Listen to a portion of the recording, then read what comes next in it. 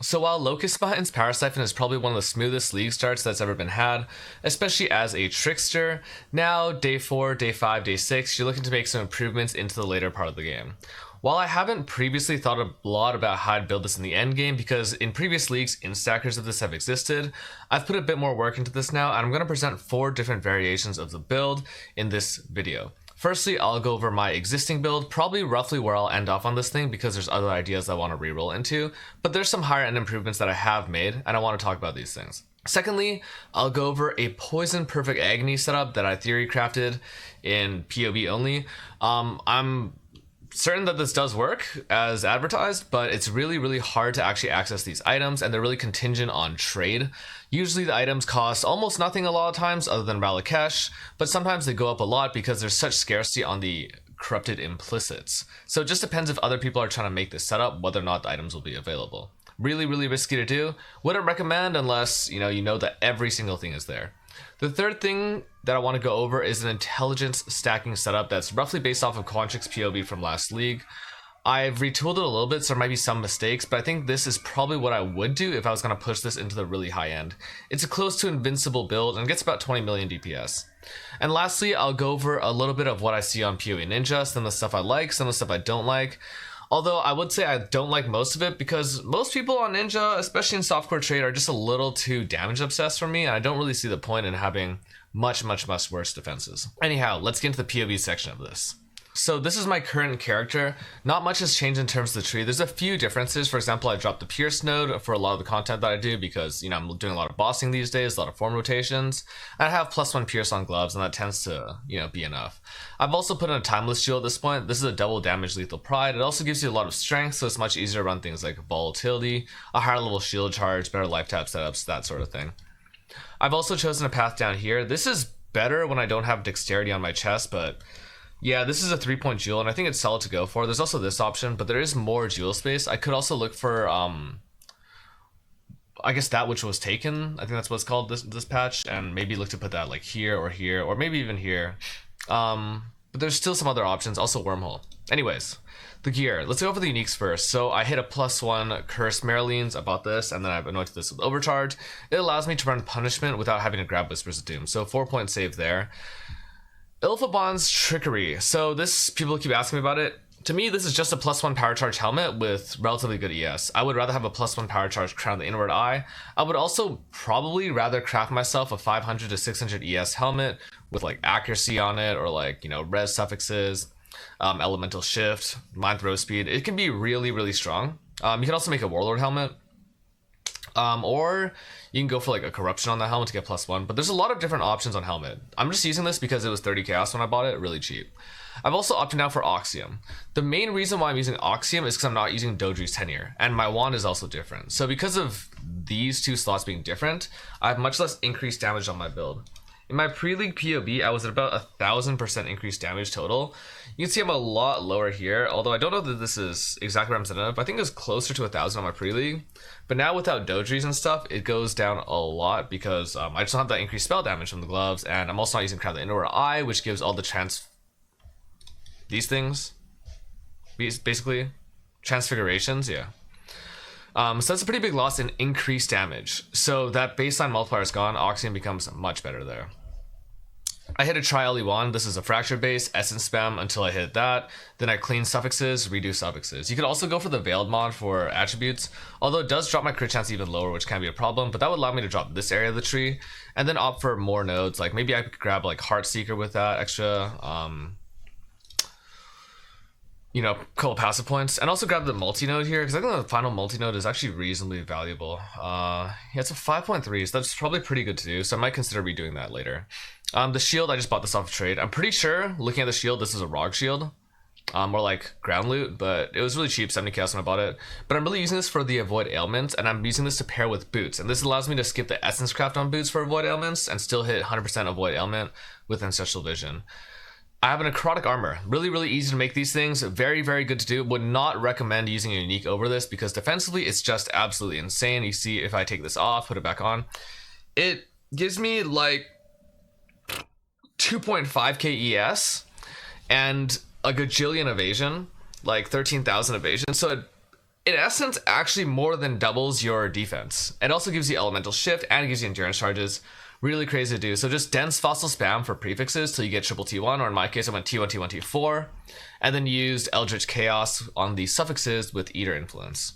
Easy to do, just settle for what you want and suffixes after that, but extremely easy craft. I think on average this will take like 5 divines, although dense fossils keep going up in price. I switched Dojis over to gloves. This is for 3 main reasons. Firstly, I wanted to suppress cap really easily. So Dan, on his necrotic armor for his ball lightning build, he used fractured orbs for hitting suppression on it. I don't want to go for something that insanely expensive and gambling and pain, so I went for suppression on gloves, and this allowed me to suppress cap in combination with my current Watcher's Eye. And then I also wanted accuracy so that I could drop precision on my gem setup. Otherwise, I'm just have life. Those two implicits tend to be pretty good as well, need more accuracy, and intimidate is a free little bit more damage. Boots, avoid ailments, life suppress, and I also managed to buy this pair of boots with regen on them, and this is one of the reasons why I don't actually run the regen mastery. A lot of people are struggling with recovery on this build or feeling like they're running out of life. I would recommend taking this if you feel like your life recovery is struggling instead of this, but it's up to you to do what you want to do. Alright. And then finally, rings are just like res. You just need to fix res through your rings. I'm mostly using a Forbidden set. This is Born in the Shadows. It's the most defensive set you can use on a shadow. There's a lot of other good options. Deadly Infusion, Unstable Infusion are both really solid, although Unstable is probably much better than that. Opportunistic, in my opinion, is probably best in slot for a lot of builds, or at least it's plug and play really freaking good for a lot of builds. ANA is never bad because, you know, it gives you a bit more damage. Although I think it's probably the weakest option. And then on the Sabo side, there's also Pyromaniac. So Pyromaniac's interesting because it pairs really well with One Step Ahead. If you want to take this combo with this and then maybe like not run Spellbreaker, that also could be an option. Or if you're playing into a Power Charge stacker, this can be a good secondary option because Power Charge stackers don't take Swift Killer. The skill gem setup's also changed a little bit. The thing about support gems is this. There are 3 mandatory support gems: Power Siphon, Charge Mines, and Locus Mine. Once you've used these 3 things, everything else is just based on what POB tells you in terms of, you know, damage. So, or like, you know, attribute requirements. So just use what POB tells you. On your specific build, it might be a little bit different depending if you went for like a spell damage one instead, which I think is usually better. I mean, I'd much rather have a prophecy base with 2 T1 flat added and spell damage, but it is what it is. And I also have a lot more mana on reserve now because I'm running an Enlightened setup on my reservations. And because I'm running Enlightened 3, I'm able to actually use an Arcanist Brand setup without life tap, which means I can automate 3 skills. Really, really great for playability, and I think that's, you know, pretty sweet as is. Anyways, this is the core of my character. It's got a little bit more damage now, a little bit pretty well-rounded defense. And I think it's fairly safe to do all content. I mean, if you're doing Ubers and you're unskilled, it'll be a little bit difficult, and I've been hesitant to push that content, but I have like done T17s. And mostly I'm just running form rotations and running Gravicious Betrayal spam because that's what I want to gamble with. My build, good template, kind of just pushing the existing POB from Pretty League up a little bit more, but actually in the same kind of range of investment. Second thing I want to go over is this poison setup. So I was thinking back to my Affliction character, I think. It must have been, yeah, with tinctures. I remember Dodri Scorn exists, and I was using this on a KB Fragmentation Wander. So I wanted to do this again. Obviously, we lost that tincture for on hit. But I was thinking about ways that you could play Perfect Agony, and I realized that I really don't want to try to play with Vine Spike Cordial, because off of Pathfinder, this is basically unplayable. There's a few steps you can go for example, Petrified Blood with a small life flask, but I think that's really, really stupid to do. So instead, I decided I want to get a lot of chaos damage. There's 3 sources of flat added chaos on this build. Firstly, the wand does give you a little bit. This is, in my mind, an essence crafted wand to get accuracy, cleanse everything else, multi-mod, crit chance, chaos damage, should be good enough. You could also go for multi, you could also go for mind throw speed, that sort of thing. But I think this is fairly solid. This build has much less increased damage than other builds for Power Siphon because you can't leverage that 150% increase spell damage line from Power Siphon because this is poison. The second source of flat added is Awaken Added Chaos. Really, really good. This is always going to be mandatory if you play this, or if I play this, or if anyone plays this, because this really helps out your clear DPS. When you're not arc-branding your curses, you'll see that the damage does go down quite a lot, like half the damage, but it should still be enough to clear with. The third thing that is source of flat added is Doji Scorn. And this is how you get a lot of Flat Chaos from a helmet. It's also really good to get a +1 power charge. This is usually hovering around that 1 divine range. It can be a bit more, it can be less. Who knows? I don't care about budget anymore.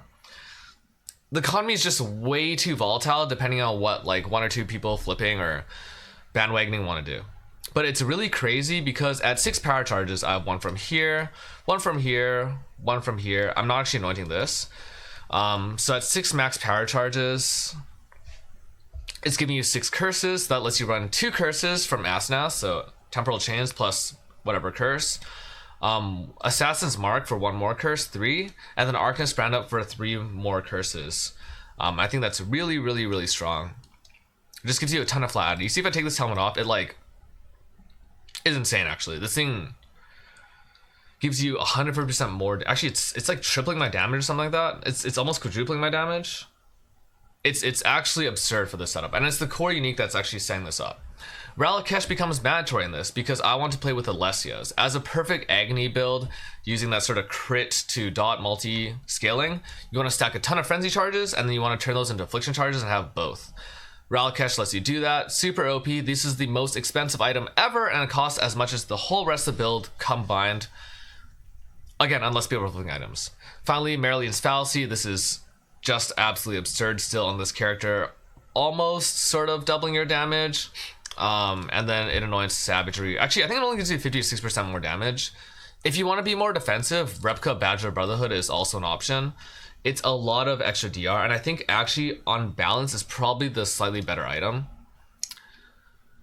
But you know, you make your pick. Res, Ring, I mean this is probably a Giga Ring, Rog or some shit like that, you know, or you can Reforge Chaos, that sort of thing, and just have a lower life roll. And then Anathema to make leverage of that power charge stacking to give you maximum amount of curses, so 6 curses with Anathema, Dodries. You've seen this setup before if you followed me before. And then, yeah, Alessios. Glorious Vanity. This thing is super cool. Because this is now a Chaos build, I need to apply Wither, and I'm getting Wither on hit through Ritual of Shadows. You could also go for Balance of Terror, but I really like this. Super easy to get capped because Locus Mines has insane throw speed and also throws 3 mines at a time. This should be fairly decent, especially with Temporal Chains. Secondly, I use Corrupted Soul in this setup. Now this is very interesting defensively. It's not actually that much of a gain, and it could be something else if you want it to be, and especially if you have lower ES on gear, like you actually want to value life a lot more on your gear and on your tree. But I like this because it makes your recovery more agency focused, in the sense that you have more control early on. So normally when you play Trickster, you take like a hybrid Trickster, you take no damage, your ES goes kind of ping-ponging at the top because you have Ghost Shrouds, recovery, whatever else it may be. But if you suddenly lose all your ES, you're really squishy, even though your whole life pool hasn't been touched. With Corrupted Soul, you deplete from both pools at the same time. You're able to use your life flasks efficiently much more early on when you are in combat, when you are taking damage. And it also does give you some max hit. It's really cool, but I really like this setup with this. And I really aim to have this node, Ritual of Shadows, on Steeped in the Profane, because it gives you access to the Cursed Mastery, which gives you more poison chance. Because the other way that this build gets poison chance is pretty much strictly off of tattoos, which are really abundant in this league, easy to self-farm, that sort of thing. Watcher's Eye for suppression, and this Forbidden set. So usually on a lot of Trickster poison builds, you want to run Noxious Strike, but because you aren't the one applying poisons, your mines are, you don't get the poison duration easily. Now there's ways to do this, but I think it's way too annoying to do, although the poison chance is good. Toxic Delivery though, it tends to be the most affordable Forbidden set. This thing is usually nothing in price, but this is a clean 25% more damage for this build particularly, because it's already crit capped, it's just not. Well, actually, I think it's not exactly crit capped right now, but you know, if I apply the poisons, it will be crit capped. And even without this additional poison, it's already crit capped. So it's probably around 27-28% more damage for a really, really cheap Forbidden set pair. One last thing to note, this Forbidden set needs to go here because I need Ghost Dance over here. I need the +1 power charge and power charge scaling over here. And then down here, I do need Inveterate. So there's not really good locations. I was thinking about allocating it right here, but then I end up needing the reservation efficiency. The gem setup tends to go for a more chaos focused thing. I mean, just read the gems that you see fit. Fairly straightforward. But I really like this build. I thought it's super cool. I wanted to make it, but just annoying to set up. But I think probably the most creative setup for this, and has great damage. You know, it's approaching dot cap with, I think, relatively affordable gear. I think this is everything combined under 100 divines, which, I mean, there's more efficient builds probably, but if you've played this build, you know what it clears like, you know how it feels. Oh, and one last thing, because it's poison based, there's a really good chance you can benefit from Polymath. So damage over time effects count as you. When it's from your mines, when your traps, I think from your totems as well, it all counts as you. Which means you can actually get recovery on kill if you play this build. But again, last warning, one more time, really hard to set up. Third thing, in Stacker, this is based off of Quantric setup, and this is a super high-end build, but you can see that it's basically invincible. This is without a guard skin enabled, and it's just insane. I mean, I've changed a few things around, and I think the character might actually sort of be worse than this character from last league. We do lose certain things, like grave crafting and whatnot, but this is like, you know, a really, really, really nice build. It was one of the core templates that was used, I think, by Rutu. Obviously, Quantric had much better gear, built the character better. And then Lily tried to sort of emulate this in a budget idea last league. And that character did like no damage. But this one is really good. 20 million DPS, 300k max LE. In the range of about 50k max Fizz. Obviously, this makes a pretty big difference. But it has 1.3k ES regen and a 16k ES pool. So super freaking strong there. And I mean, I'd probably take like Solaris and Relicash. It does need to get bleed cleanse from somewhere. Or you'll need to like log that, or you know, something like that, or maybe just the regen's enough. Anyways, it's an instacker, so it's really expensive. Gem setup first, it's really straightforward. There's a lot of flexibility here, but it's fairly similar to what I'm doing. I no longer run Wrath on this. It's only a 20-something% aura, whereas Skitterbots is roughly the same amount of damage, and allows me to run precision here, which allows me to drop this wheel. And it's a pretty node tight tree. Secondly, the tree. Ugliest part of the tree first, Zealot's Oath. I don't think this is skippable. I think it's insane. I think it's really, really, really good to have. You don't have a lot of sources of recovery otherwise, other than regen, so I would go for this. Otherwise, it's fairly similar to most in-stack trees in the late game, or at least the mid to late game. This is, again, focused for hardcore, so a lot of it is defensively set up. It's got Wind Dancer, Suppression Cap. It runs two 35% clusters that are, you know, insane. You'd want to do this by starting out by trying to fracture one of the really hard mods to hit, so 35% increased effect. Maybe fracturing int can be okay, but I think fracturing 35 tends to be the way to go. But I'm not super sure. I don't exactly know how to craft every piece of gear, but we'll go over that later. And the rest of it is just grabbing int stuff and fairly straightforward. I'm going for opportunistic now on this POB. I think this is the generic set. That's pretty good. I think it's very unlikely that this build dies to pure single enemy. But if you get swarmed by, like, I don't know, like a really high rolled Feared, or like, I don't really know what this build tends to die to in regular non-Valdo type content. But I would say opportunistic could have possibly useful defensive properties. Gear wise, this is the wand I have Imagine. Synth implicit wands with lightning damage essence until you hit T1 or T2 spell damage. Open prefix, lock prefixes, veiled orb until you get a prefix. If you get a suffix, just, you know, cleanse suffix and go again. But I think you want that attack pen, and then I finish with a multi-mod crit chance crit multi. Shield is, this is literally Quantric shield, but different res. Start out with the spell damage fracture. I think this is probably a dense or an essence craft to finish off prefixes, and then reforge elementals or something like that till you hit suffix. I think this was actually done in Gravecraft last league, so it's much harder to do. But you really want to hit one of the 3 max reses on +3, and then you want to switch that max res into max lightning afterwards. You can also go for Rog or just buy shield. I think shield tends to be the most weird slot to craft. Helmet. Lich Circlet, I would start out probably with an int fracture Lich, or try to fracture life, but probably fracturing int. This is likely essence craft until you hit percent and life, and then finishing off by doing like metacraft suffix, so like Eldritch Chaos, Eldritch Exalts, that sort of thing, and then with a benchcraft to end. Shouldn't be expensive to do, fairly easy. But you need to roll that max lightning +2 because this is a melding setup for 90 all res. Chest, really easy again. This is start with a fracturing orb suppression, dense craft, and then you finish off suffixes afterwards with Eldritch Currency to hit T1 intelligence, and then roll the implicits as such. Gloves, same deal again. This is starting out with Incursion, fracturing the Alva chilled mod. So I think this would actually, you'd recomp the chilled mod as a single mod onto a good base, because I think recomping double Alva is like almost impossible to do this patch. And then you want to fracture that onto the new base, or you could just get these dropped on the new base. It's also possible to do. And then it's probably dense or essence on prefixes, lock prefix, veiled orb to hit +2 AoE. expensive step, sort of. And then suffixes, same deal, Metacraft, Eldritch Currency. These are both elevated mods on the implicit with Orbs of Conflict. Annoying to do, but +2 Pierce and Mandroid. But the +2 max cold is... so I'd probably just say +1 Pierce and +2 max res. Boots, I would start here with Fractured Int. And then... Actually, I might start with Fractured Move Speed. I'm not really sure. These boots are fairly, like, whatever. But they're just a Void Ailment boot, so... At some point, this is an Essence Craft, and at some point, use Eldritch Currency. Again, this one's actually probably the easiest to do, and there's a lot of different ways to go about this one. So it should be easy. The two things I don't know how to do. Simplex Amulet, Helical Rain. If you've followed Instackers before, you know how to do these things. I would say, if you're trying to make this build, you know how to do it anyway. These things cost in the range of like a mirror each to make. They're really freaking expensive to do. I don't even know how you do this one anymore. But this is sort of the reach items that you want to go for. You know what? If you're like a high-end player, you can figure it out. I'm not that smart. And I don't want to think about it because it makes me feel really poor. Lastly, Calandra's Touch right now is 10 Divine, so once you're done this, at least you get a free one. And then a Mage Blood.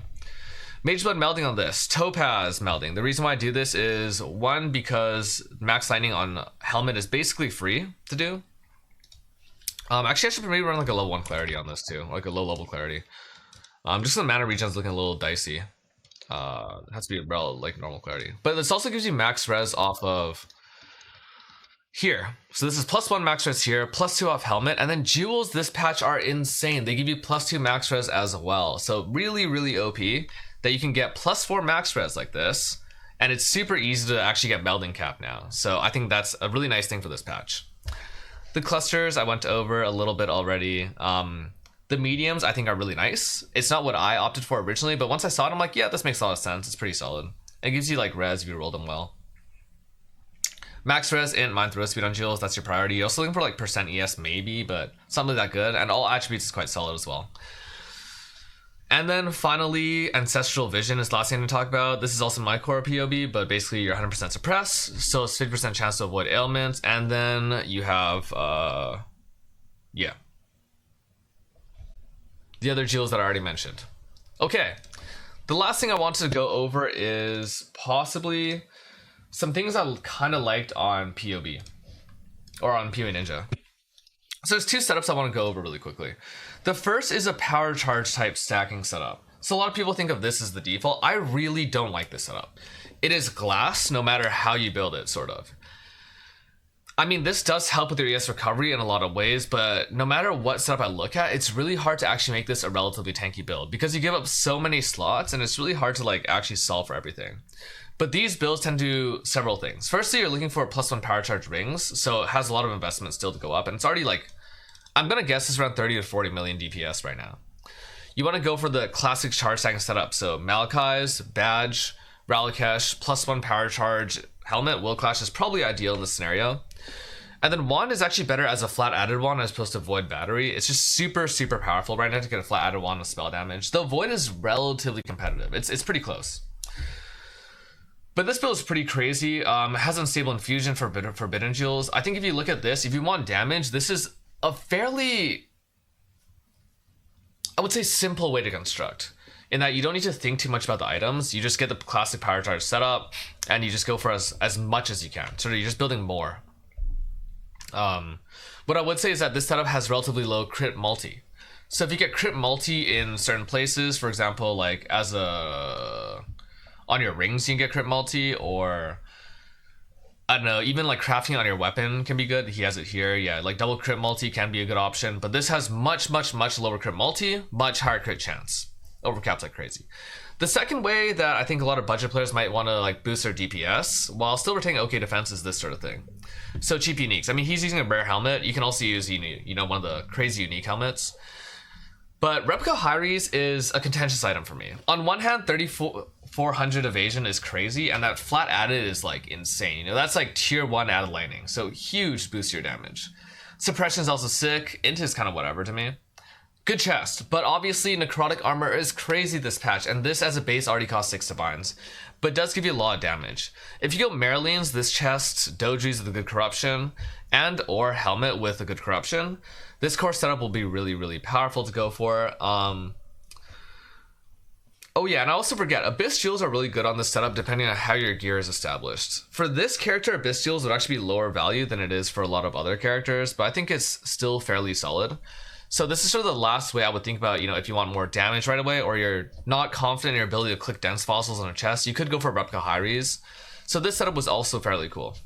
Anyways, sorry for the relatively long video. I just wanted to cover a lot of the different types of options to go for. Because I really think this is a fairly flexible build. The way that I designed this as a league start, it's a generic elemental crit build with ES scaling and hybrid scaling. So there's a lot of different possible ways to take it. But because of how efficient the early game was established, using like really cheap uniques and that sort of thing, and it just becomes quite an expensive task to upgrade it into the really high end. And what I would say to the last thing, if you're struggling with this build so far, and I don't really know how, as long as you watch the initial guide, there's like 3 main things that people have screwed up. Firstly, it's your chest is terrible. If your chest is terrible, that is a huge problem because Trickster's OPness this patch is because of Escape Artists. So click some dense fossils on a necrotic armor and, do that. The second thing is suppression cap. If you're not suppression cap, try to do that. The Spellbreaker node on Trickster is really, really good. When you pair that with Wicked Ward, with faster start of ES recharge on your tree, your defenses are much better, especially when it comes to bossing. And the final thing that I think people are screwing up is they are not really understanding why certain items are in certain places. And what I would say is you should try to read 3 things. One is what the skill gem says, okay? The skill gem says things like it scales with power charges, it has more damage or like increased damage scaling with spell damage. So when you're looking at that and you're looking at different uniques and stuff just to search for, there's actually quite a bit of flexibility on those 1C uniques other than Marilyn's Fallacy, and it's the reason why I have Ilfabons in my helmet or whatever it may be. But there's a lot of different options. I would say if you don't know what's going on, you feel overwhelmed, this is a fairly simple build to understand, and what I would say is read the skill gems, read the gear that's being used across, and try to think for yourself because it's a really easy way to learn. I think it's one of the best opportunities to really learn about building right now. I think it's a great league start still. The high end is interesting as you presented. If you do get that full poison setup going, let me know how it goes for you. I think it's sick. I'm really most curious about that. Really cool use of perfect agony, but yeah, I mean, good luck guys. I'll be rolling something really, really weird coming up. It's gonna be my build of the league for sure, my favorite build, and hopefully I don't screw it up. Hopefully I don't die. Also, by the way, obviously, I'm not down to my character, so it's a hardcore Bible build as well. So, yeah. Bye!